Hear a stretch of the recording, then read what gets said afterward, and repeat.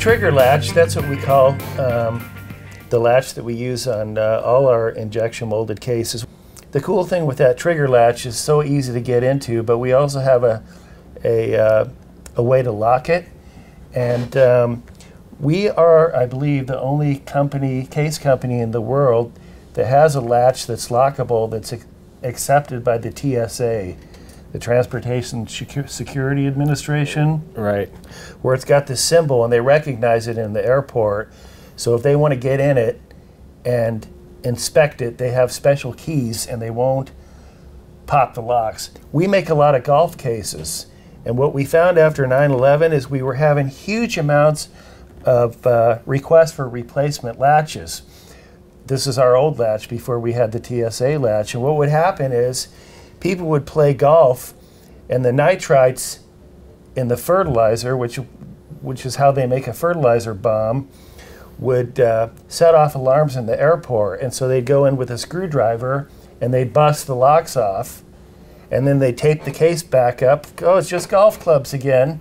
And we would get the warranty claim. So that was really part of the reasoning behind that, is a way that we, like people, our stuff is designed to travel. It's designed to fly. So if someone's going to go through the airport, the security people can open the thing up and inspect it without destroying it. The housing that the trigger latch goes into is regrind from our guitar case. It's really great material. It costs us very little. But the latch itself and the mechanical parts that are made out of plastic are molded out of a material called fiberglass reinforced nylon. And it's tough enough to beat on with hammers without breaking it. And to give a little demonstration,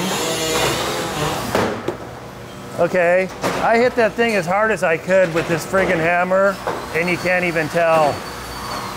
Try that with one of our Chinese copies and see what happens. We're not seeing any of them come back here, period. We have fewer warranty claims with those than like we ever none. did with the metal latch. And you know, it was a very long process to develop that latch. It certainly wasn't the first one that we came out with. It's about 4th or 5th generation. Being made out of nylon, we don't have to worry about plating, which is really bad for the environment. There's a lot of real nasty chemicals involved in that, and the black color stays in there forever. This is actually not finished because it doesn't have the handle on it yet, but it's going to become a watertight laptop case for the Army. And what I wanted you to see is that the mold that we make this on is this baby right here. It weighs 8,000 pounds. It costs about $100,000. And to move the thing around, we have this 5-ton crane where they'll actually lift the thing up and over the top, and they put it in that big machine there. It's a Van Dorn 700-ton injection molder. That means it has 700 tons of clamp pressure. To give you an idea, your hydraulic reservoir in your car is a little bottle that's maybe like that to work your brakes to make your car stop. The hydraulic reservoir in this machine is this tank up here. It holds 550 gallons of hydraulic fluid, which is forced through these big cylinders here to give it that 700 tons of clamp pressure to make this little laptop case here. In order to compete out in the world today, we had to get really good at jigs and fixtures. We make things like this right here, this assembly fixture for this laptop case. And basically one guy loads all the hardware, pushes the pedal, and the thing gets put together right here all at once. There's very little labor in it compared to the kinds of products we used to make just 10 or 15 years ago. In the old days, when we made something like this, we'd have a guy forming, trimming, bending the aluminum, riveting. We might have 15 people making a product like this, and today we have 2. We pulled all the labor out of it, which has made us really competitive on a global stage while making everything right here in Orange, California. Okay, then finally, Jocelyn here is putting in the pressure relief valve, which allows the case to breathe. It's still completely watertight. It's just if you didn't have a case that could breathe, if you opened it up in an airplane, when you landed and you got back in the lower atmosphere, you wouldn't be able to get the thing open.